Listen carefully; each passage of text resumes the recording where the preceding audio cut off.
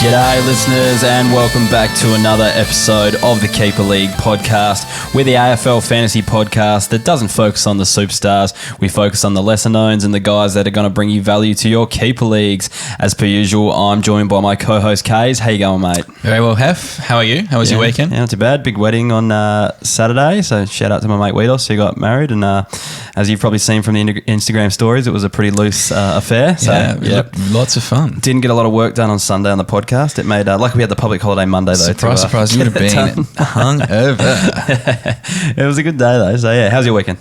A bit more chilled. Couple games of golf, a few dinners, lunches, that kind of thing. So I'm actually feeling quite relaxed going into this week. How'd you go on golf? Just stink it up or? One stinky round, then I finally came good after months of average golf. So you found some form. I found some form, thank God. All right, this week we are continuing on with our team analysis podcast series. We are going to be looking at Geelong, Gold Coast and GWS. So hopefully find some players in there that you can look at in the draft rankings or try to pick them up in your keeper leagues. But first things first, we'll get stuck into the league spotlight. This week we were joined by Sam from Whyalla, who's going to tell us about his league. So what's your excuse for not hitting the record button? Hungover or just... Nah, I have done. I'm just, we're a real professional operation here at the Keeper League. I thought you were a professional. I'm the unprofessional one here, and you're supposed to be keeping this ship running smoothly. I reckon I've done about 20 of those, and I'm surprised that's the first time it's happened. So, first time for everything, I guess. Yeah, we're not all exactly. Yes. Apologies to Sam who had to sit through two of those. In fairness, we only got maybe through like a minute of it. Okay, that's not too bad. Yeah, it wasn't too bad. I realised after a while. But anyway, all right. As we mentioned before, we're going to get stuck into Geelong, Gold Coast, and GWS. So we'll kick it off now, Kay. Let's get stuck into Geelong. We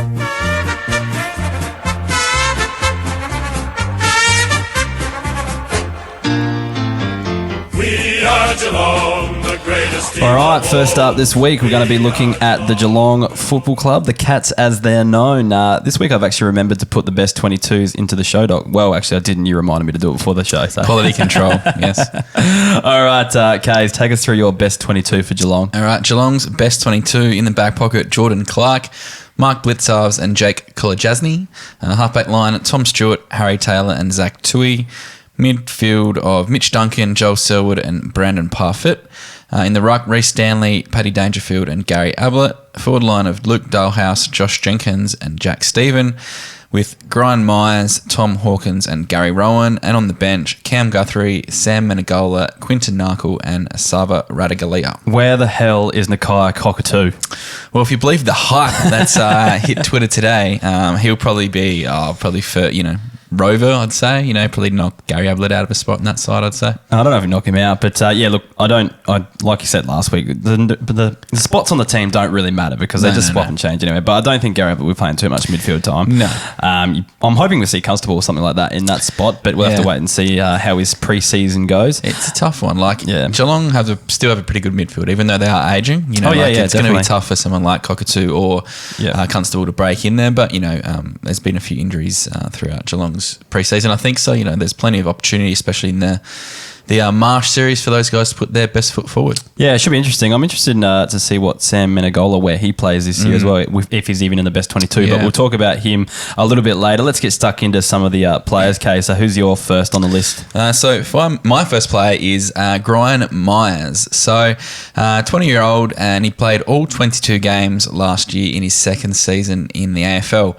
Now, for me, I'm licking my lips because we know he's coming into his magical third-year breakout. And, that excites me, but it might not excite some other people. But especially when you're looking back on his last year, only averaged the 66.7 and kind of had a bit of a roller coaster season. But in a good way, he still managed 8 games of 80+, and that's really playing predominantly as that small pressure forward up at the Cats. So what I liked is when he had those times that he had got a little bit of a run through the middle, that's when he had the games of his 20+ touches and actually scored quite well.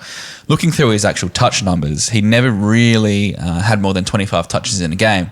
And a few of those he was getting 80s and 90s and that kind of thing, and not really doing a whole lot else, a few marks, a few tackles, that kind of thing. So it's good, because there's a lot of people who get a lot of ball, but they still don't score that well. So he was getting, low 20 touches and still getting around that 80s and 90s and still playing as that half-forward flanker. So I think that's positive. And the other thing that's positive for me is that he actually has a midfield pedigree. So back in 2017 when he played the under-18 champs, he actually averaged 28 touches, 4 marks and 4 tackles a game playing in the midfield.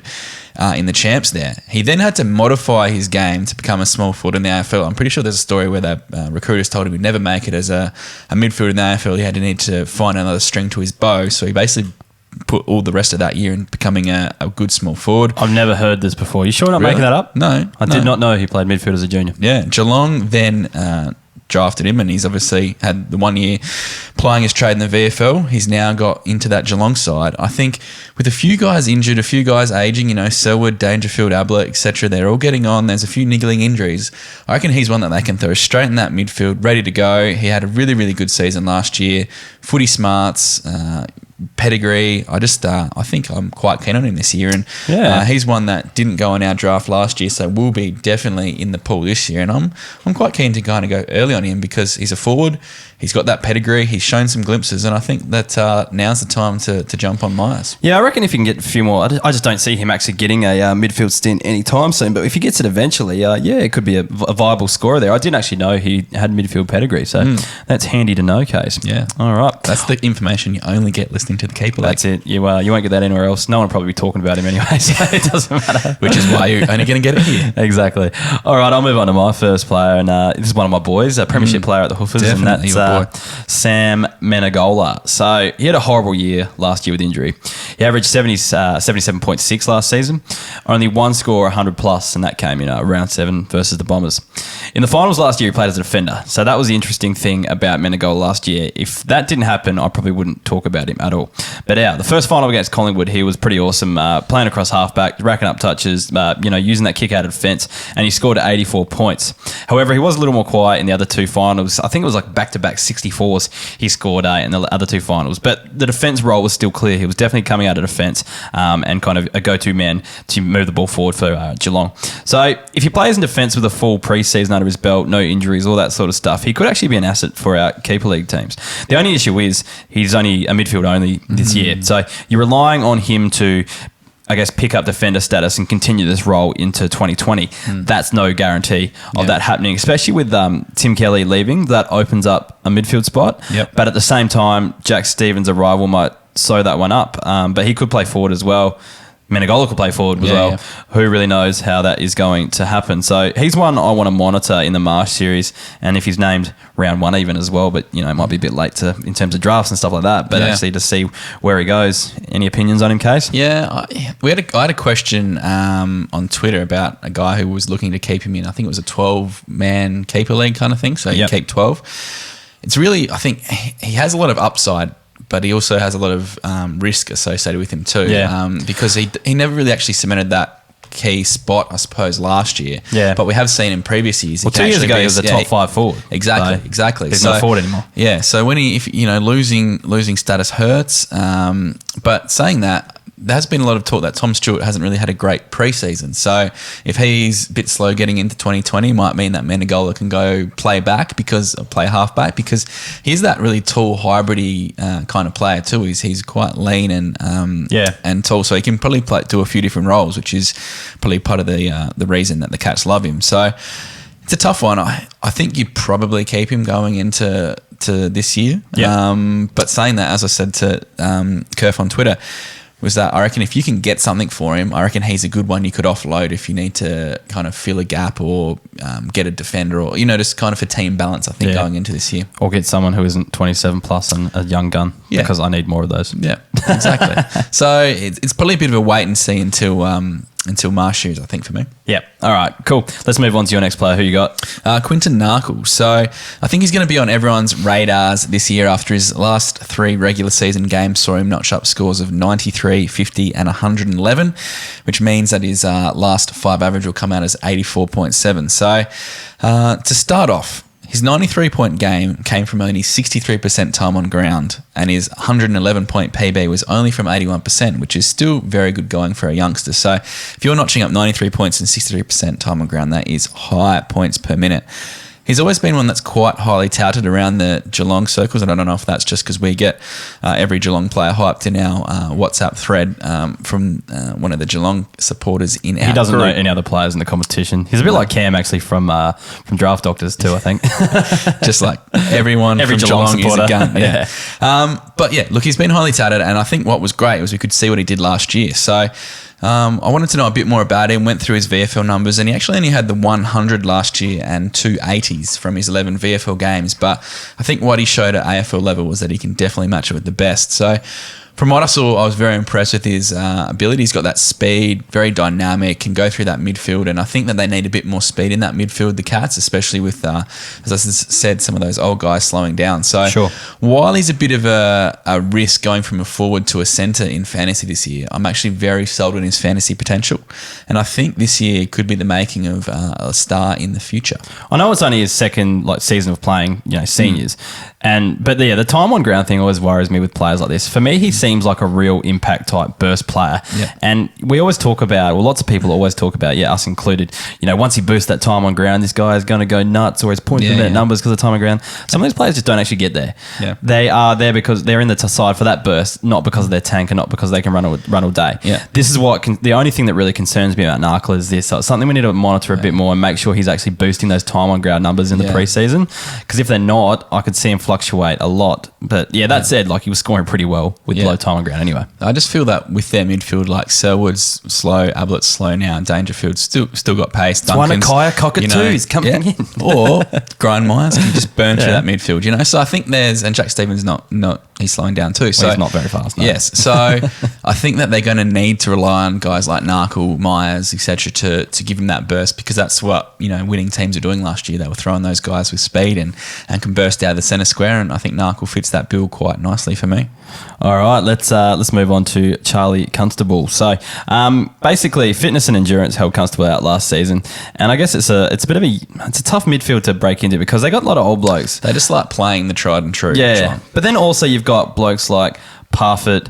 Now we're talking Nakai Cockatoo could come in. We've got there's another player I'm missing off the top of my Nakai head. Cockatoo might end up being your boy. You've mentioned him 4 times already. I only said Nakai Cockatoo because I actually forgot the other player I had in mind, so I just had to bring him back in there. I'll think of him later. Actually, if I scroll up to your best 22 here, I'm thinking of Jack Stephen coming in as well. So another one that could actually just come in and take that spot as well. Maybe even Menegola back in there. So it could be actually a tough midfield to break into this year, despite the aging bodies and things like that, and because they play the tried and true stars. But we'll look at last year. So we had two games where he went 100 plus in 2019, and the average 83.4 in total. VFL numbers, I don't have them written here, but off the top of my head, they were quite good. I think it was around the 90 average, but I think there was one really low, he scored an 11, maybe an injury affected game, or maybe he was just held out because he might have been playing seniors or an emergency. So that kind of affected his scoring. It probably should have been a little bit higher. But with Charlie Constable, I just think if he can work on his fitness and endurance and make his way into the side, he should be pretty handy going forward. He looked like he was going to be a fantasy scorer, last season to help us out. So what do you think, Case? He's one of those guys that kind of let us down last year. One of those guys we hyped up ahead of 2019, just didn't deliver. A bit of a Braden Sire about him, but he's obviously got the goods. He can definitely play. It's just about getting his body right and probably getting his fitness right. So there's a lot of people who are quite hot on him this year, and that's fine. Go for it. We kind of pick our guys that we like to talk about. But for me, I think I just need to see how Geelong line up in the Marsh series, especially with their midfield and what they're going to do, and if they are going to start blooding some of these youngsters, or they keep going with the tried and true formula.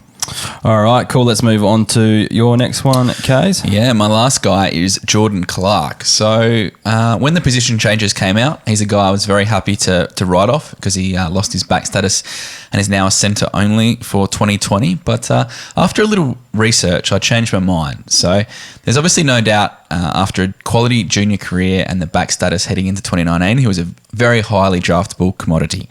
But after losing that, I was just like, nah, he's not going to have any fantasy relevance, especially in 2020. But looking at his stats, it was actually quite impressive. So he's young, so you don't need massive scores in your first year of footy. He played 18 games of AFL footy for a 63 average, and he had 5 games of 80 plus, which I think is pretty good for a kid in his first year in a good side. So with the 96 point PB, which featured 23 touches against the Crows, and that only came from 76% time on ground. So I think for a young kid, we know they don't get very big numbers time on ground wise. Their scores aren't always massive first year. But what I like is he does it all. He marks, kicks, tackles. He's a real fantasy jet in terms of the stats. So For me, he's best 22 at the Cats. They're definitely going to play him all this year. And I'm not probably expecting a huge jump in numbers in year 2, but I think if you've got him, he's almost a must hold, because I think if you let him go this year, he's probably got that back pocket position sewn up at the Cats. He's probably going to get maybe DPP this year, and he'll probably go into 2021 with back status. And I think that's when he's really going to explode. So one that I think you have to find a place for if you do have him in your side heading into this year. Yeah, I've got a lot of time for Jordan Clark, mainly because he's the nephew of the guitar teacher at the school I work at. So, You get Jordan Clark updates all the time? He has absolutely no idea about anything. Classic muso, knows nothing about sports. So you're never going to get a Jordan Clark signed nothing. Guernsey? The only thing he just says is how worried he is because it's dangerous playing AFL. So can't argue with that. Yeah, but no, like I said, you summed it up beautifully. I think, the kid's going to be a gun. It's just when it happens, I guess. Yeah. But if he's not playing in the midfield, he'll be playing in the back line, and he'll be a pretty handy scorer there as well, I think. For sure. And your last guy, Hef? Yeah, my last guy is Lockie Fogarty. So someone who's probably forgotten about a bit, especially because his junior numbers and he was pretty hyped up early on in his career. But we'll talk about him. A calf injury kept him out a lot of last season, and he only played 2 games. He scored 43 in the first game and 55 after that, average of 49, nothing special there. He was out of the side for the rest of the season after those 2 trial games, I guess, that he had in the middle of the season. He averaged 57 in 2018 and played 15 games, and he basically looked to be in one of Geelong's emerging stars. They had a lot of trust in him, played him up forward for the entire season, had some really good scores midway through the season as well. So it was a bit, I guess the injury probably hurt him the most last year, but I was a bit surprised to see his average go so far backwards despite it only being 2 games. Interesting, yeah, but before his first game of the year last year, in 2019, it was against the Crows, and Chris Scott came out and said before the game, I can't remember who was interviewing, but they're talking about Lockie Fogarty tonight. Is he going to play a role on the forward line? And he said, no way, he's one of our midfielders. He's be playing the midfielder of the night. We don't plan to use him as a forward. But obviously playing in the AFL, Geelong AFL midfield, he was a bit off the pace, and he found his way out of the side after a while.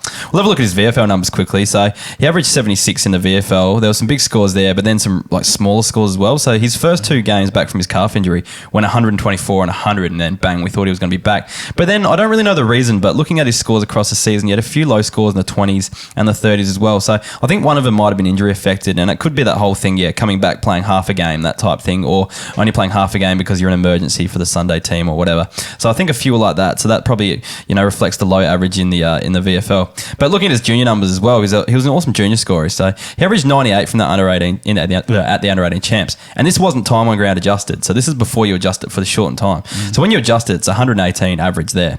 At TAC Cup level or NAB League, whatever they call it now, he was averaging 123 per game there in the NAB League as well. So huge fantasy scores. It's coming into his 3rd year. Kays, is it breakout time? Well, statistically, it's showing that because it's his 3rd year. It's his 3rd year, he's definitely breaking out. That's the stat we're talking about. Yeah. Look, I had him in the emergency list of my best 22. I think he's around the mark. As I've said before, it's going to be interesting to see what happens with Geelong's midfield and their rotations and everything through it this year. To be honest, I think if they don't start the season that well, it might be time for them to really start blooding these kids and giving them a lot more opportunity. So definitely one that might be good to have in your suite of players this season. I don't know where you'd take him. I don't know if there's going to be a lot of desire for him for a lot of coaches. I reckon he'll slide. He's one of those kind of late flyer picks that you take as a bit of speculative. If you got him mid-draft, I think you'd be happy with that because there's plenty of upside there. There's going to be no talk of him in the pre-season as well. So if you can get him late, or if you play rookie lists like us where you can keep players for a bit longer, but you pick him late, that might be a good one to go. Agreed. All right, let's move on to the Gold Coast Suns.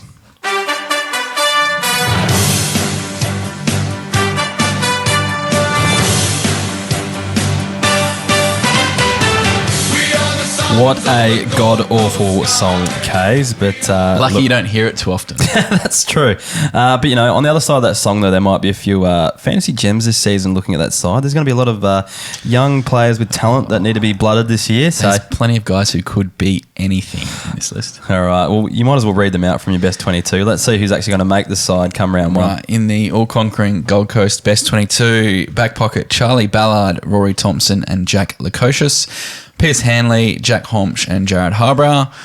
Midfield, Brandon Ellis, Took Miller and Lockie Whyalla, with Jared Witts, Jack Bowes and Braden Fiorini. Forward line of Darcy McPherson, Sam Day and Ben Ainsworth, with Isaac Rankin, Alex Sexton, Ben King. And on the bench, Hugh Greenwood, Noah Anderson, David Swallow, and Matt Rowell. All right, first thing for me would be Jack Bowes out and Will Brodie straight in to that midfield. Get him out of there. We He know doesn't that's deserve to not be there. happening. Jack Bowes is the future. I wouldn't be surprised if Jack Bowes just goes back to a half-back flank and kicks one of the Hanley or Hardbrow out of those, and Yeah. Brodie does come back in. Had a lot of feedback on the socials today. So Yep. people were like, that back line is going to leak lots of goals. Well, probably, but I can only pick who's going to play there. And So that forward line's not going to kick too many by the looks. Where's 2 metre Peter? 2 metre Peter wasn't in their best 22 really at the end of the year. So I Wasn't he think injured? Alex Sexton was one of the best forwards actually last year in the comp. And Yeah. Ben King's supposed to be the next big thing. Sam Day played some really good footy. I think that the smaller guys are fine. I think their spine really sucks. I reckon they need the 2 metre Peter in there to kick some goals. But anyway, Sure. all right, I might start this one, Go okay? for it. So I'm going to talk about Jacob Dawson now, not Jordan Dawson, okay? So I wanted to talk about as many Jay Dawsons as possible. Of course so you I'll did. get Jacob Dawson in there. No, but anyway, I think he is a big 2020 smoky. So, yeah. You're actually reading my notes because for some reason we actually read about the same guy. So I'm all about you. You keep going down. You can read my Jacob Dawson I research. didn't even realise we talked about, Jacob All right, we're going to Dawson talk both. about double Jacob Dawson here. Maybe so we can you go. both. You Maybe go. we can both talk about You it. go. Yeah, You go. okay. So he's the inferior Dawson. No, as he's we not. as we talked about. A listener asked about him a few weeks ago, so that's why I decided to look into him. Yeah, And I didn't go actually for it. realise he did the same thing. So you're only getting 5 Gold Coast players tonight. Apologies, listeners. I can talk about Jack Bowes if you want. Yeah, sure, let's do Sweet. it. All right, I'm Averaged 73 last season, broke into the side in round 18 and played the last 6 games. So he had 48 in his first game and then basically went 69, so 1 off 70, nice. Then he scored 100, 71, 76, 72. So we always talk about these defenders that'll get you 70 each week, and I reckon this guy could really be one of them. All right, so he plays that kind of medium defender role, and the game against Collingwood last year, he had so many intercept possessions. He was just racking up points left, right, and centre. Yep. So looking at his NEFL numbers as well, he averaged 95 and had 4 times 100 plus scores. So pretty good going with a top score of 139 on the NEFL. So they're the NEFL numbers that we expect to see from our NEFL players. Now, okay, seeing that we both wrote about him and didn't realise it, what further can you tell us? Well, I completely agree. I think, as we talked about their backline just before, like Pierce Hanley and Jared Harbrow were in my best 22, but they're old, they're unreliable physically. And I think that maybe Dawson just kind of slots into that half-back flank in that side. What I do love is that ability to go large. So you talked about his 122s, his 139s in the NEFL. I think that's fantastic. And he just came in with absolutely no fanfare in the AFL last year and put together some quality numbers. So one to watch this year. And I think he's just going to be one that everyone will just kind of disregard. They don't know. They're just like, oh, that's not Jordan Dawson. Don't need him. So I think you might be able to get him for a bargain. And he said, if you can get a guy who's going to score you 70 each week, I think that's a massive win for someone that definitely no one will be talking about this year. I was so disappointed. I thought I had the inside scoop there. That's bullshit. No. Well, great minds think alike. So, That's true. You know, We got to agree on some things. we do. All right, who's your player? Jack Lukosius. So what's exciting is he goes into 2020 as a DPP forward back. So very handy. And really last year for a young tall, I was very, very impressed with his season. And obviously, while it's basically impossible to get a kick in Gold Coast's forward line, I thought he was really, really good as a defender at times last year. So I'm going to make him one of my stashes of the season in 2020. So in last year, he only averaged 52 points from 21 games, which is absolutely nothing amazing. But for a guy who's first year, tall, in a shit side, I think that's really, really good. Like, if you watched him play footy, he was athletic, covered the ground beautifully, and took a really, really nice grab. So what was good towards the back end of the season when he kind of played that defensive role more, he actually averaged 64 points post-bye with only a low score of 50, which is not too bad for a young tall, and a high of 99. So in that game, he managed 21 touches, 9 marks, and 3 tackles, which is absolutely phenomenal for a young tall. Now we get excited, well, I get excited about guys like Charlie Curnow, Aaron Norton, even James Sicily, who's I get proved excited it. about none of those guys, except James maybe Sicily. Sick Dog. Sick Dog's the only one. So he's almost in that same mold, same build. There's going to be enough kind of tall guys that Lukosius can almost play third tall back there and start those intercept marks and that kind of thing. And I think he's really in the same mould as those guys. So I'm a big fan of what Lukosius can do, not only footy-wise, but fantasy-wise. And maybe this year might not be his go of jumping from like a 52 up to a 70 or something like that. But I think he's someone that you'd like to have as a stash if you can. Oh, well, if you say they play in the same mould, I guess, like Curnow and Norton don't play across half-back and, slut up. No, like they do. tall guys who are athletic, cover the ground well, take good grabs, who can score fantasy-wise. The way I look at it, just going back to those two, is there's no way that Lukosius is going to play that same role for the entirety of his career. As soon as he's kind of bulked up enough, he's going straight back to being a key forward and he's scoring the same as Curnow and Norton and fluctuating. I don't think he's the same actually way. going to play forward for him. I think he will. No, I think he's going to be a sick dog. He's going to be like Pavlich, who was a really good fantasy scorer, but I just don't see that the modern forwards that get that kind of the same touches that he did. They're not able in this modern game to chuck a big fella like that, a big key forward into the midfielder and just rack up like they used to. I think they can. Like Alex Sexton's a good full forward, and Ben King's supposed to be the next big thing. Sexton's like not. I don't know why are we talking about Sexton anyway. No, but they're playing forward. So he doesn't need to play forward. Their forward line's actually not the worst part of their team. Well, I just don't think he'll probably be at Gold Coast for eternity either. No, I reckon he's locked in. I think that I'm actually keen to stash him. I think he's going to provide the goods. Yeah. Oh, look, if he plays across you're anti-tall. If he plays across half-back, he's fine. I just think he's far too valuable to just be a half-back flanker. It's a waste. No, but if that's his position, he reads the ball so well. Like, watch him play. He reads it beautifully. He reads it well up forward too when he's just too skinny to play. But no one's kicking it to him because no one can get the ball. That would be better. I don't know. I don't know. We'll see how it goes. But yeah, like I said, if he plays in defence, yeah, for sure. But I just don't see him playing there in the future. So I just think it's a bit of a moot point there. Okay, fair enough. All right, let's move on to a player I actually wrote about in isolation this week, and that's Isaac Rankin. So he was held out for all of 2019, and it should be interesting to see what he can do in 2020. He'll get a run this year, providing he doesn't get a touch wood, but don't tap the desk case because it makes a big loud noise in the microphones. We learnt that the hard way. Yes. He's a freak of nature from a footy perspective. He's never been much of a fantasy scorer, though, so this is what concerns me. He's a classic small forward. Looking at his junior numbers, and this should give us a good indication, he only averaged 78 at the under-18 championships. So this, with adjusted for the time of ground, was 94 points per game. Looking at his sample numbers, again, playing for West Adelaide, I believe it was, as a small forward as well. He only averaged 65 there, but again, he was playing against real men, Kate. Yes, real men. So there is probably an excuse for a bit of a dip in scoring there. I just don't see him as like that viable unless he gets that run through the midfield in the future, which potentially he could because he is such a freak of nature when it comes to football.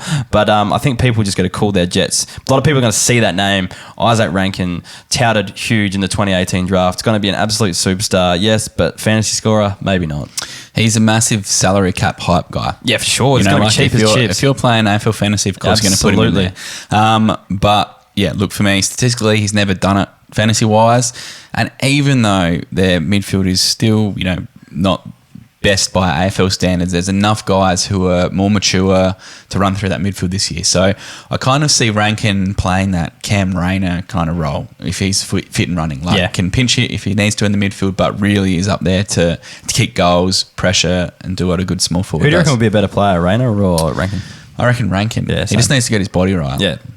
But they both can be very exciting to watch in the future. Definitely. Next for me is Benny Ainsworth. So he is crunch time for Ainsworth in 2020. Fourth year, so he missed his breakout year, unfortunately. But he's played 41 games, and 2019 was his PB season, and that was only a 65-point average. Now, he's one of these guys who has plenty of talent and class, but just never has got a proper crack at it because of injury. So before he got injured in round 10 last year, he went 88 and 73 in rounds 8 and 9. Then he played, and then he obviously got injured, missed a fair bit of time out of the season, and then played his best ever game in round 23 against GWS for a 27-touch, 96-point game. Now, I'm very keen on him, which I'm an owner, so I'll put full disclosure on this, but I'm super keen he can take it to the next level this season. He's been fit this pre-season, which is massive for him. And for me, there's probably a slight worry that he's going to be one of these quality over quantity guys, but I think there was that glimmer of hope in that GWS game last year, along with the full pre-season, that we could just see a big breakout from Ben Ainsworth this year. Now, I think the Marsh series was going to show a lot about what the Gold Coast midfield looks like and who's playing where. But for me, I reckon he's a free swing this year in fantasy as the DPP centre forward. So for me, if you're an owner, I think you've got to hold him going into 2020. And if you can get him, early mid, I think there's a lot of potential there. And I think this is his year. There's going to be some doubters and haters, and I completely understand where you're coming from if you're one of them. But for me, I reckon he can be one that goes to the next level. Yeah, I think if Gold Coast weren't awarded, I guess, like the compensation picks, or not compensation, sorry, the prop-up picks, what do you call them? Priority picks. Yeah. This year, so they had that extra second round. People would be a lot more, second pick, that's one. People would be a lot more hotter on Ben Ainsworth, I think, because all these young talent have come in, they're saying, he's not going to play now, all these young kids are going to come in. But, he was almost ready last year, and he's just been a bit unlucky, I think, before this year. Our mate, Coach Donna White on Twitter, he's pretty keen on Ben Ainsworth as well. He's got a cool little acronym for him, which is the BOAT, which I think is the best of all time, or something like along those lines. Actually, I think it was wittier than that. I've just messed it up, I think. But anyway, he'll probably tweet it back to us this week and let us know what it is. Way to butcher a sweet. Yeah. I can't even remember what it was. But anyway, shout out to Coach Donna White, because I know he's keen on him and wanted us to talk about him. So, yeah. Anyway, we'll move on to my last player, which is Huey Greenwood. So, just quickly on Hugh Greenwood, we won't go deep into him because I guess we know a lot about him from his time at the Crows, but he's likely to add a bit of grunt to the Gold Coast midfield, and he should see a fair bit of midfield time. That said, he could play forward too. I don't really know where he's going to fit into the lineup, but yeah, it'd be interesting to look at. Just looking at him, he's never averaged under 78 in his career. So he's played 3 seasons, and his best average was 82 in 2018. So he's pretty consistent. Doesn't go super large, but he doesn't go super low as well. And this is a result of his tackle numbers, really. He's just a bit of a beast around the contest. So yeah, he loves tackling and getting those +4s to boost his score up. So, yeah, usually at the Crows, he was always stuck up forward. He played 1 season in the mid, and I think that's the season he scored 80, averaged 82. But he could see a bump at the Gold Coast. That said, again, they've brought in a few other players and a few younger players that they might want to play a bit more, so they might actually play him as a forward. But I think the worst case as a forward, he'll be, mid to high 70s as a forward. It's going to be interesting because he's the type of player that you wouldn't have wanted to keep before this year, but once the trade goes through, and he does get forward status as well, so a lot of people weren't really sure whether he'd keep that forward status due to the split he played at the Crows, but he's kept it. So I think this year he's going to be a pretty handy forward in keeper league teams. Definitely. I'd be keeping if I owned him. What I like about him is his ability to take a good grab, and he always kicks a nice goal. Like, he always seems to hit the scoreboard at the Crows and that kind of thing. And I think they're going to need that extra height and kind of presence around their forward line, especially with a few young guys running through there. So for me, we had a lot of feedback on the socials today about, where's Will Brodie and all that in the Gold Coast team. And I think that Hugh Greenwood and Brodie are almost vying for that same position for me. And I think that at this stage, Greenwood's probably got the runs on the board and a bit more polished than Brodie. But that could change obviously throughout the year. But I'm quite keen on what Greenwood could do this year and take a bit more responsibility on his shoulders. And I think his scoring could definitely rise. You're just beating around the bush, alluding to the fact that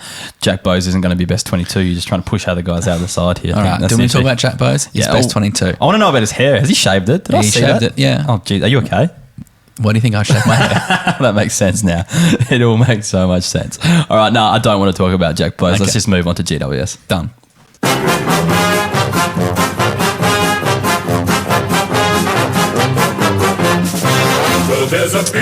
All right, and on to the big sound, the GWS Giants. We're moving through this podcast pretty quickly, Kays. Maybe we'll keep it to under an hour and 20 minutes this week. I'm not too sure how we're going, but you haven't had to waffle about too many of your boys tonight, I suppose. So. Yeah, no, I've got no boys on these sides. So, we'll get into this one. So let's read through your best 22, Kays. Who's in the side for GWS? Best 22 for GWS is Heath Shaw, Aidan Corr and Sam Taylor. Zach Williams, Phil Davis and Nick Haynes make up the back 6. Along the wings, Lockie Whitfield, Callan Ward and Tim Taranto. Big Sauce, Sammy Jacobs in the ruck with Stephen Canelio and Josh Kelly. Forward line of Jacob Hopper, Jeremy Cameron, Toby Green, with Jeremy Finlayson, Harry Himmelberg and Sam Reid, which leaves Harry Perryman, Jackson Haitley, Jai Caldwell and Matt DeBoer on the bench. Yeah, I think that's one of your better efforts, Kays. I'm off the top of my head. I'm always bad with these. Like, I can't think off the top of my head who you've left out and who you haven't. But, look, I think that looking at that at first glance, you've done a pretty decent job with that one. I'm happy with that one. Thank you. Yeah, no worries. Thanks a change. For that nice feedback. For a change. Any thoughts over just Jacobs over Mumford? Nah, I think it's pretty common sense, really. Mumford can't move anymore. Jacobs going to provide a little bit more around the ground. Not a whole lot more, but he will do the same thing in terms of hit-outs, but then actually get a few more kicks and grabs around the ground as well. Would you keep Jacobs? Yeah, I would. But that's because I've got no ruckman at the moment. Yeah. But if you were a Jacobs owner, would you... Yeah, look, it depends who you've got. Like, we only play one ruck, so it makes Yeah. it's stupid to not play one. To only, to keep more than one ruck is what I'm trying to say. So it depends who you got. But if he's your only ruck, I'd be keeping him. Like, you've got another year or so. He's only a year older than you and I. Yeah. So, he's probably got another year or two left in him. So, he'll be fine. Yep. Right, my first cab off the rank for the GWS is Jackson Haitley. So, obviously, if you listened to the pod last year, there is plenty of love for this guy from me. And really, I think he would have played 22 games last year at most other clubs. He's that good. He averaged 68 in his 7 games last season at AFL level with an 84-point PB in his debut game, and that was only from 68% time on ground, which is very good going. He did get more game time throughout the year, but in a stacked midfield, probably wasn't required to do a heap with the talent that's in that side. So in the NEAFL, now he do beat up on the NEAFL saying it's easy to score well, but he did average 111 as a first year player and had 11 of his 13 games in the hundreds. So that is seriously good scoring. Yeah. His highest scores were 137, 139 and 153. Yes, it's the NEAFL, but for an 18-year-old kid, that is some serious numbers. He does it all, kicks, marks, tackles, hits the scoreboard. Honestly, if he was at any other club, he would be one of the highly sought after, fantasy players, I reckon. So if he cracks the best 22 this year, which I think he does, I think his numbers are just going to keep rising, and more opportunity he gets, the more he's going to dominate the competition. Yep. Leon Cameron, if you're listening, and I know you are, you're tweeting all the time, you love this show, get him in the side, please. Yeah. This kid's going to be an absolute gun. So, yeah, we'd like to see him in the best 22, please. So, make it happen and make all the fantasy coaches out there happy, please. Thanks, Leon. Cool.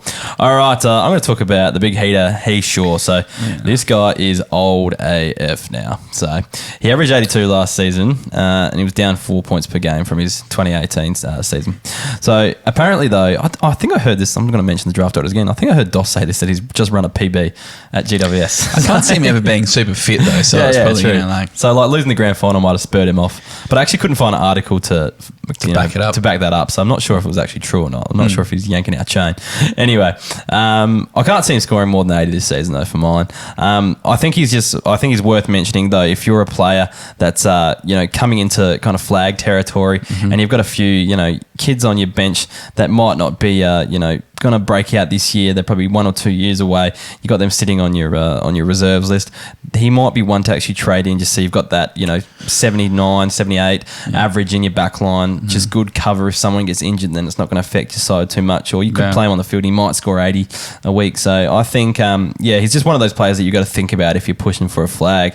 But yeah, trade him out if you're nowhere near it, I think. I was just not keen on him last year, and he obviously GWS didn't win the flag, so he's going around again, which is obviously his decision. Yeah. I just kind of wish he retired. Like, I just think there's that many good players at GWS who should get a shot. Now I'm it's just rethinking that as well. Like, he's definitely in his last season, and you look at players like, I know it's a bit different kettle of fish, but like Delidio last year, or even someone like Cade Simpson, who you thought was going to be his last year, he just went backwards big time. Yeah. Now that I'm rethinking it, maybe Jordan Lewis, etc. Maybe he won't actually get anywhere near it.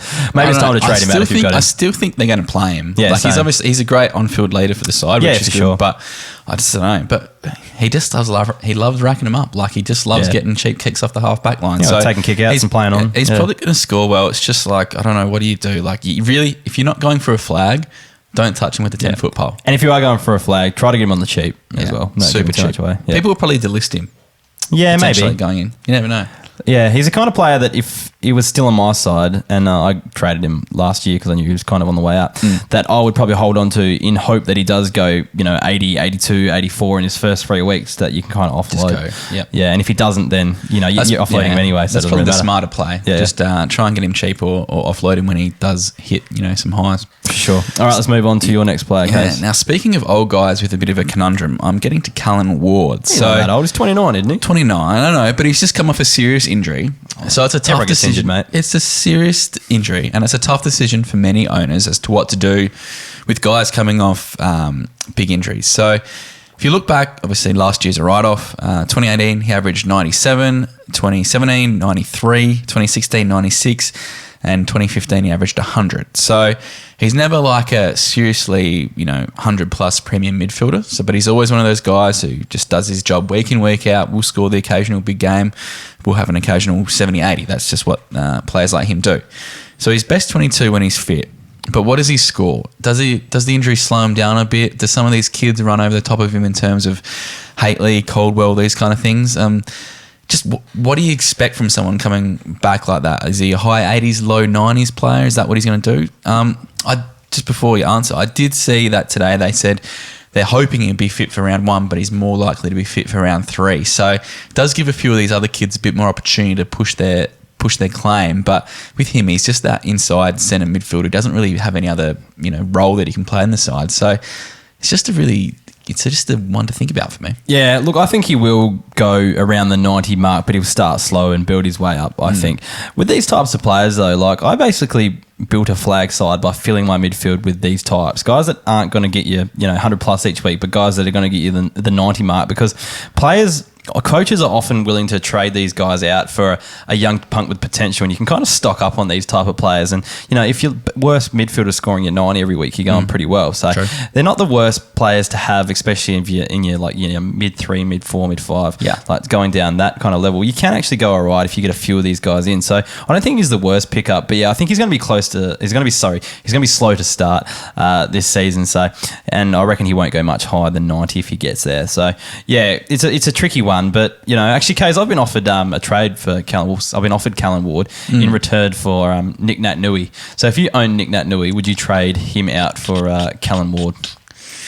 Oh man, I'm just a bit gun shy of guys coming off big injuries. Well, both of them are coming off big injuries. I know exactly. So it's like, what do you do in that scenario? Like, if you need a ruckman, sure, Nick Nat's obviously flying. He's training the house down by all reports. But I need a ruckman though. That's my thinking, because he's my only. I've got him, Paddy Ryder, and I think Kieran Briggs, and I don't even think he's a ruck this season. He's not a ruckman this year. So I think I'm a bit light on, because I had someone else who's retired now. But anyway, yeah, not good for the hookers this year. I think with Ward, if you can get him cheap or somehow just sneak him in, I think he's worth it. But don't bank on consistent good scores, especially early. Yep. All right. I'm going to talk about Nick Haynes as my next player. So this guy looked absolutely awesome last year.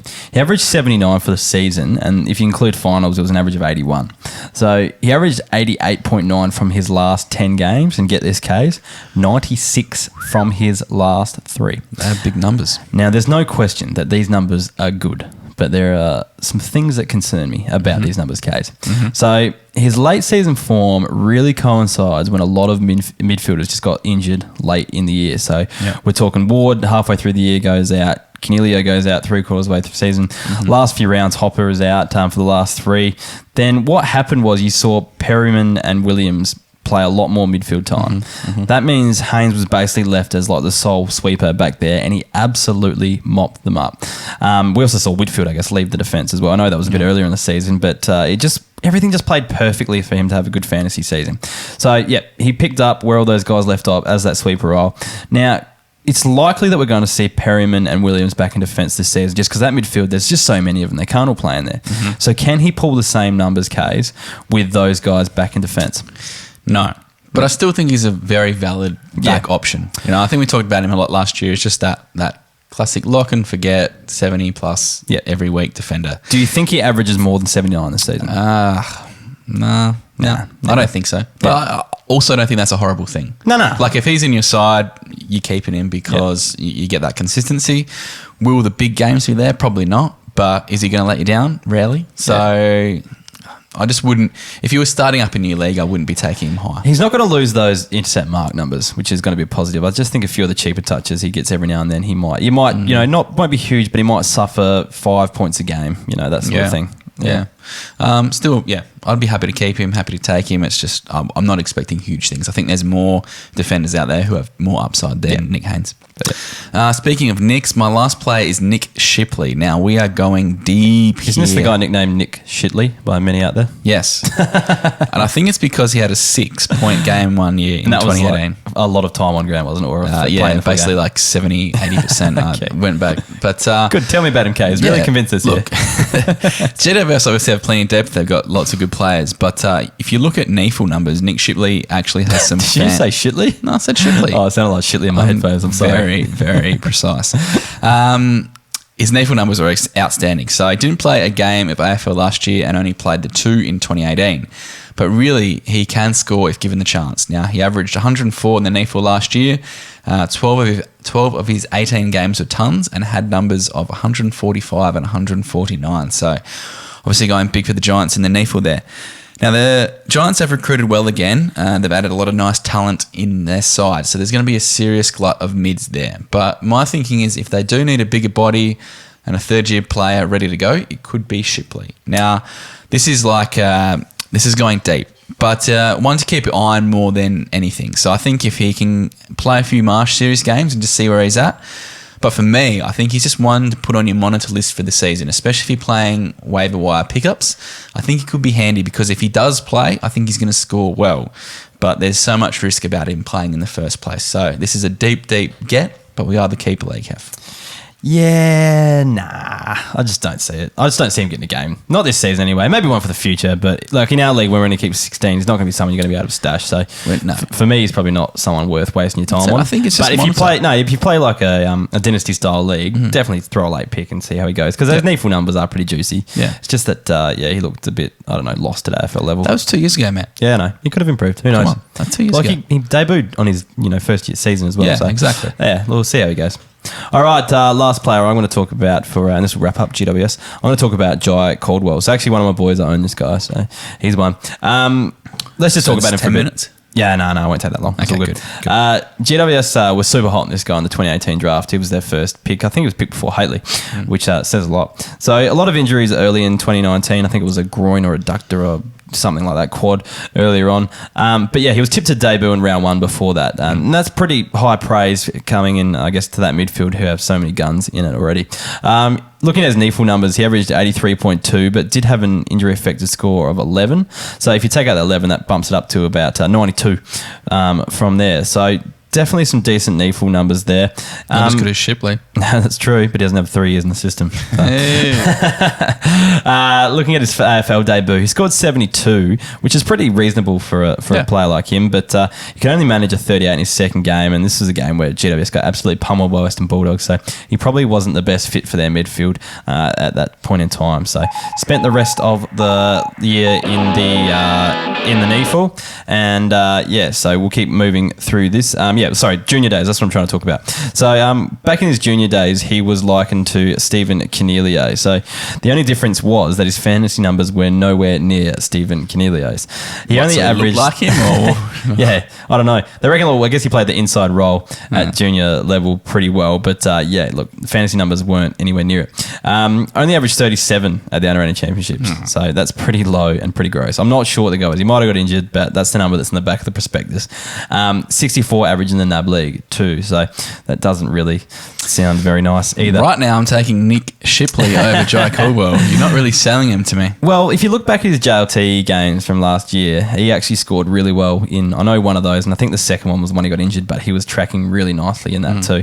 So he looked, and then the talk of him debuting round 1 last year before he got injured, it looked really promising. That's great. Yeah. So I don't know, and those early scores in that JLT match really sold him for me. That GWS midfield at full strength though is a worry though. So you've got him in your best 22, which is positive for me.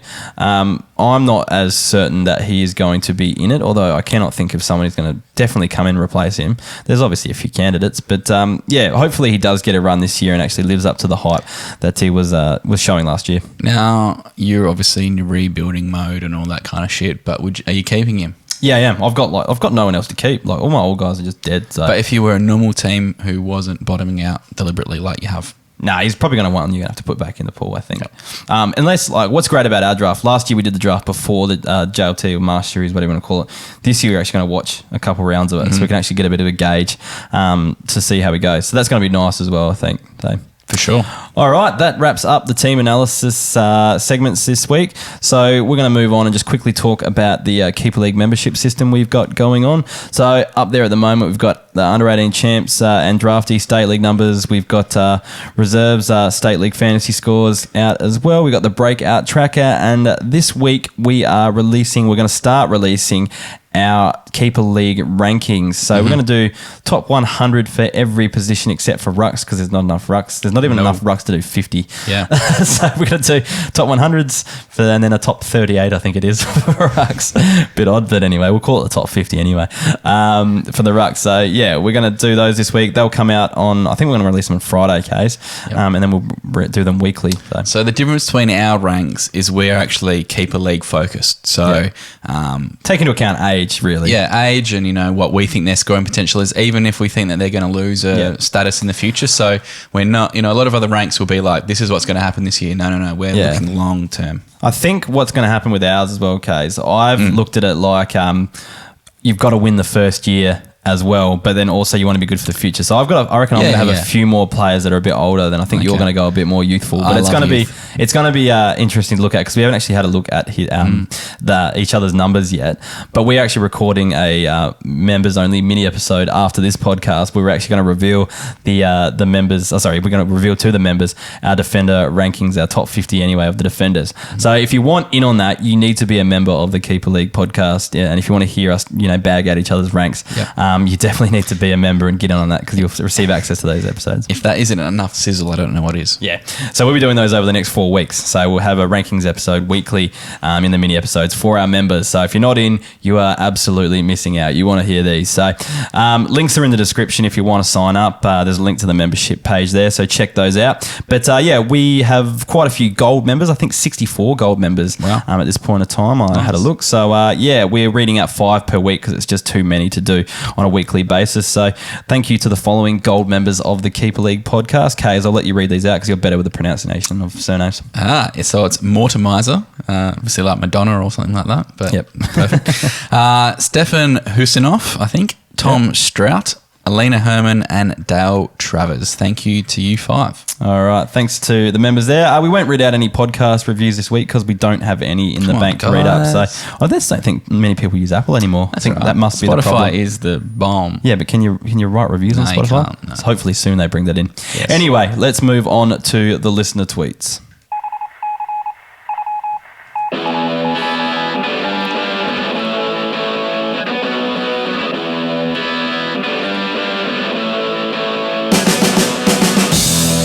All right, moving on to the listener tweets. Sorry, we've got to rename that to listener questions. They're not always tweets anymore. We got more Facebook followers than Twitter now. So we actually got to scrap the tweets and make it universal. Listener questions. I think maybe we should take some TikTok questions in there as well. Maybe still don't know what TikTok is.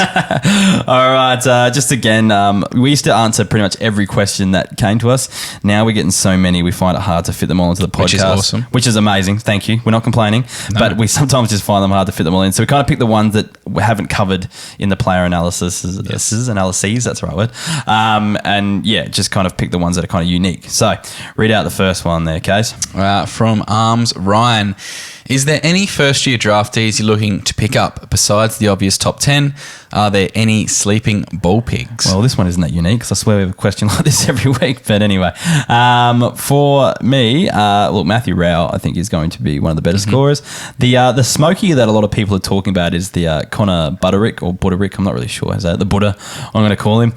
He was the one that was picked up in the rookie draft, but only because he was a Queensland project. Free swing. Basically, a free swing. They could take him with the latest pick possible, so they picked him up in the rookie draft for Gold Coast.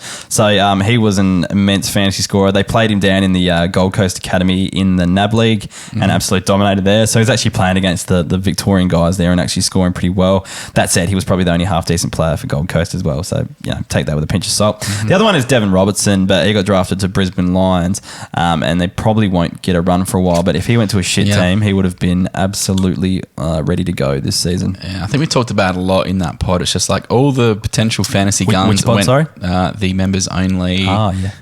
Another one. If you're not a member, you're missing out. What was I saying? All the good fantasy scorers ended up going to like strong teams. So I don't think you're going to see a lot of them blossom straight away. But look, for me, I always like guys who have played against real men. So the SNFL boys, Dylan Stephen, Will Gould, lock them in for a spot in the Swan side, I think. All right, what's the next question, Case? From @ZachDaddy6. I have one keeper spot left. It comes down to either Trent Dumont or Took Miller. Both, I believe, can increase on their averages from last year. Who would you pick and why? I'm on Trent Dumont. I am a previous owner of Trent Dumont, and I traded him for Lockie Weller a few years ago, who I turned into Heath Shaw in my premiership year. But anyway, I'm big on him because he just looks more like a fantasy player. He gets so they both have similar contested ball numbers, and when they play on the inside, looks similar. Where I like Dumont more is he gets more uncontested touches on the outside, gets more of those outside numbers that I like more. Miller, I think he gets stuck pretty inside at times, and sometimes he's even made to tag every now and then. So I just don't like those games where he actually does that. But with Took, his tackle numbers really boost him up as well. So he's like one of those guys that can tag but actually score pretty well. Took's like a very, very safe option. Yeah. And he can go like huge. Like he's got some massive, massive scores to his name, but it's obviously when he gets those tackle numbers up. I think I kind of agree with you there. Yeah, I agree with you there. Just because I think Miller is like lock and load, safe, M3, M4 every day of the week. But I think Dumont probably has that ability just to go the next level, I think, at the stage of their careers. Yeah, there's just been some games where he's gone huge, Dumont. He's up and down a fair bit as well, but he just looks more like a fantasy scorer to me. Agreed. All right, I'm going to ask you this one, Kaz, because it involves one of your boys, which is already making me feel sick. Yes. This one's from @TomPetters.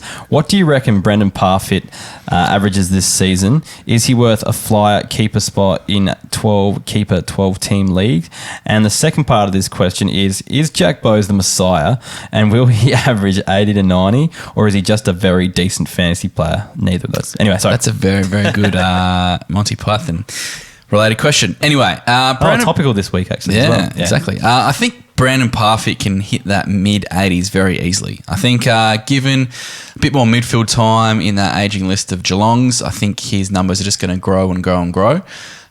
If you look back last year, only half of his games he was on the ground for more than 75% of game time. So I think there's natural, another year in the system, a bit more fitness. I think he's really going to come into his own in 2020. If I had the choice, I reckon I'd be keeping Parfitt for sure. I think he's going to be an absolute jet.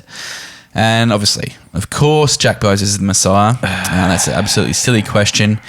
I'm thinking this year 85 plus. He's going to be fit. He's going to be ready. He's ready. He's going to take it to the next level. I am a believer. Not best 22 for mine. Anyway. I'm happy to have a bet right now. Jack Bowes will be in the side first round. If he is, you have to shave your head like me and Jack Bowes. I'm thinking about shaving my head anyway. Just this is a reason. This is a reason to do it. Nah, I think he will probably be in the best 22. Yes. So. Anyway, all right. Let's question. Move on. Yes. At Trav014, can Tom Stewart go 100 average, or is he what he is always going to be? I just can't see him going too much further than where he's at now. I just don't see where the points come from. You said earlier he's had a bit of an interrupted preseason. He's groin as well, which is not good news. Yeah, so I just don't think he can go 100 plus. I think he's probably at his peak now. 93 average last year is still good going. Oh, look, how many defenders average over 100? Only one, isn't it? Yeah. So it's a pretty tough ask to go to 100, but he's still going to be one of the best defenders out there when he's fit. So, yeah. All right, next question comes from @Rust2468. A regular on the podcast and on the Twitter machine. What's his question, Case? It's my boy Sturt is looking the goods. That's Sam Sturt for those playing at home, Fremantle kid. Worth a late draft pick if he has a good Marsh pre-season series. There was an article about him this week about, bulking up. Huge, hitting the gym. He had a few stouts over the off-season. Now he's ripped. Is that how it works? Yeah, I drank a fair few stouts during the season last year, and that definitely didn't work for me. You bulked up. Yeah, I did bulk up. Yeah, exactly. So, anyway, look, maybe for Sam Sturt. Is it the type of player he is, though? I'm just not sure he'll ever be a huge fantasy scorer. Look, I expect him to be like Eddie Betts in his prime, that kind of smaller forward, awesome player, just not a fantasy scorer. That's where I see him at. I'm happy to be proven wrong for you, Russ, because you're one of our boys. But look, I just don't see it happening. Do you have an opinion, Case? No opinion at all. Okay, cool. At Dingo Boyo, what age/point in a player's career do you want to start trading players for young guns to regenerate your list? The old sell high or try and offload them on their come down. Now, if you are writing a book on this whole method, you keep preaching it week in, week out about how you've turned your list around and it's still shit, but it's definitely still shit. Run us through what's your kind of thoughts and your mentality about all this? I always think you got to get rid of them like during the second to last year. I think maybe even before that, your third to last year. That's probably the best way to get rid of them for me. But it's always hard to tell when that second last year. So you've got to actually keep be mindful of the contracts and things like that. But quite often they get 1 year. Look at Heath Shaw gets another year, just to have a crack at a flag. So you got to be mindful of that. But look, last year I offloaded Gary Ablett for Brayshaw. You put it out on Twitter and everyone ridiculed me, but I reckon that's Andrew Brayshaw. That is. Well, he's really got to deliver this season. I reckon it's been a big flop. I reckon it's a pretty good trade. I thought it was good back then too. And then I did trade Heath Shaw and Justin Westhoff for Maynard as well. So I'm pretty happy with that one too, considering neither are probably going to be fantasy relevant next season, or as fantasy relevant next season. Yeah, probably. What do you reckon? When do you start trading out your old blokes? You just trade. I just like to trade. They don't even get old in your team. I just like to trade them when they're really good In for their people who prime. aren't that good. Yeah. That's just my method. But You just get bored with your players. I do. There's only a couple guys I really love that I've kept. I think Jack McRae's the only guy I've had for the whole time. Actually, Justin Westhoff was the last inaugural hoofer to be on my list, and he's been traded out. So I've got a full turnover from our 8 years in the game. I'm not a massive one of actually having old guys at all anyway. So I just want to win a flag with no old guys. That's my life goal. They're the only way to win a flag. Anyway, that's, and I haven't won a flag. So it's not really working out just yet. All right, I'm going to make you answer this one because I'm answering too many. Sure. From @Jordan_Hollett, would you rather use your first round draft pick on a highly touted rookie such as Rao Anderson or a potential third year breakout like Chera or LDU? If you're in a position to compete for the flag, in an established keeper league. Sorry, that was a bit of there was a typo here. Just topical Ks, because we had our draft pick punting challenge. Yes. We do, instead of like a raffle system, we have different wages, and so you can't really tank. You've got to punt your way to the number one draft pick. Ks, tell us what happened on the weekend. Because I had an average year last year. I think I had $15 to spend. The most you can spend is 30 you get. So I put it on John Rahm to finish top 10 in the PGA Tour over there at $2.10. I managed to, he won, he came second. So I doubled mine up to I think $31.50 or something like that. For players playing at home, I had 30. I finished with $30. So you've beat me by $1. Sweet. And the guy who had $30 put it on a horse at like 3-1 and ran second by no. So sucked in Steve. But yeah, now I hold the first draft pick in this year's draft for us, and obviously we keep 16, put 16 back in. So there's a large pool to pick from. So go on. Who are you taking with your number one pick? You're taking Rao or a Fachero or an LDU's in the list? What do you go with? I'm not really a massive fan of drafting first year players. I've never really been a guy like that. Like Rao, Sam Walsh is an obvious exception last year because he was always going to be amazing.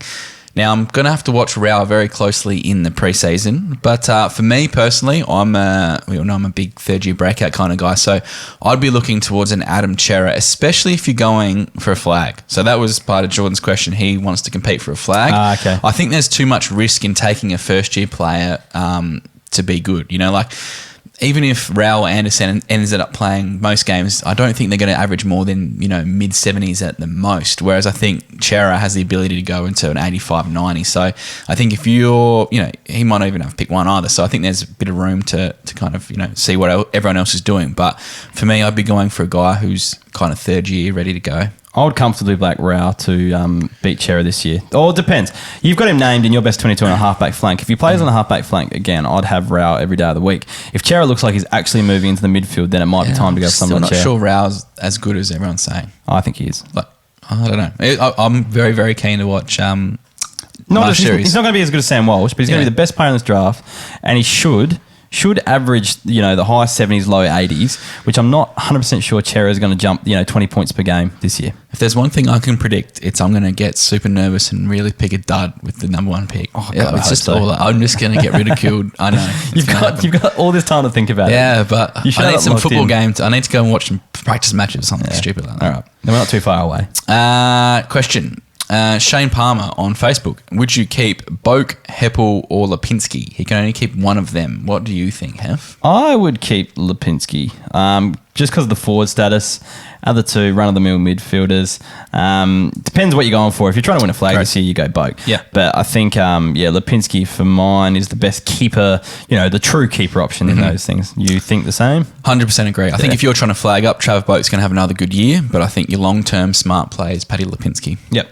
Cool. Also from Facebook, Paul Milne. How does Will Brodie fit into the scheme at the Suns? What's his likely role? Well, I think he's I think he should be starting in the midfield this season. So if you look at his game against North Melbourne last year, I think he had 146 fantasy points. Jack Bowes hasn't gone near doing anything like that before, Kays. He is... You know that coaches actually don't pick I know, because... teams based on their fantasy output. But Will Brodie got injured last season. I feel that if he wasn't injured at the end of last year, he would have played every game out and we would have actually seen him take that next level. Looking at his, he was someone that we looked at pretty closely last year's preseason to see how he'd go. And he was always talking about, improving his, being a multifaceted player, inside-outside player, and reducing his, ineffective disposals. Now, he boosted his disposal efficiency, definitely boosted his possession numbers as well. He kind of did everything that he should have done throughout the season. I think if he didn't get injured, he should have stayed in the side and had a pretty decent year. I don't know. What do you think, Case? He's best 26. I don't know. I'm not really sold on the whole Gold Coast lineup. That was my best 22, but anything could happen between now and round one. There's a lot of similar players in terms of smaller, mid, half forward flankers who could just interchange, and we could see things that we're not expecting at all. So, as I said, I think Brodie and Greenwood are vying for the same position, but maybe they're not. But yeah, I think we're going to learn a lot in the Marsh series. For sure, we will. All right, Alex Hewson asks, retain Jack Martin or Lockie Weller? I've only got room for one of them. In my opinion, they're very, very close. So it really depends on your team setup and do you need a forward or back going into this season. I think personally, if you're happy for either, I'd be leaning towards Jack Martin. I think he can go to another level at Carlton. Even though Carlton aren't much better than Gold Coast, I think that his role at that side will be a lot better. Lockie Weller's going to be a pretty solid defender. I think he needed to show a bit more last year that he can go to that next level. They were both 93, 94 average players, which is fine, but I think Martin has another level to go. All right, I won't touch on Weller too much or Martin because I'm going to talk about Weller a fair bit in the next. So what's the next question, Kays? From Matt Crotty. So he says, Perryman and Weller, are they both going to stay defenders, and thoughts on their roles going forward? Now, just on Perryman, I guess he's already lost his back status, so he's not staying a defender. But Weller retains his defender status. But look, they both could change. Perryman could change with the UF positions. There's likely he might get his defender status back. But then I think he still might lose it in the long run as some of the GWS players get a bit more long in the tooth as they go on. Although they do have a quite young midfield, so it's hard to see where he fits in. But by the end of last year, when there was a few injuries and things like that, Perryman was running through the midfield, so it's going to be interesting to see. Look, before Ellis's arrival at Gold Coast, I would have thought Weller would lose back status because by the end of the year, he was playing on the wing quite a bit. But the wings will probably be probably Powell and Ellis, and I think it'll push Weller back into defence where he started last season. So, look, I think they should retain. I think Weller's probably the most likely to stay a defender going forward. But I think for the time being, the next 2-3 years, I'm hoping that we see them both retain their back status. I think Perryman's the better player. Definitely. Better same person to keep. Yeah, same. And last question from Chris Jackson. Please rank the following defenders and which ones you'd shop around. So he reckons his team, the BBC, is going to be middle of the pack. So he's a hell of a back line. He's got Jaden Short, Tom Duday, Cullen Mills, Luke Ryan, Alex Witherden, Hunter Clark, and Jordan Dawson. I would keep all of those if I could. Yeah. Trade bait and just depth on the bench as well. So that'd be nice. Oh, yeah. Look, it's pretty tough. Look, I'd shop Luke Ryan, Duday, and Mills around, and that means I would be keeping... Yeah, I'd be keeping Jordan Dawson, Hunter Clark, Witherden, and Short. I reckon he's going to go next level once Hooley's out of the side. Yeah. But look, the other three I'd be more than happy to keep as well. If you're trading someone like Mills or Luke Ryan, you want to get something pretty decent return for those guys, I think. Yeah. You're better off keeping... I think there's more value on keeping them going into next year. You know, even before trade period, unless, it depends on how many you can keep and stuff like that. But, geez, they are that's the who's who of next generation backs. Yeah, I reckon he's going to be pretty handy going forward. Look out for the BBCs for years to come, the Big time Broadcasting Commission.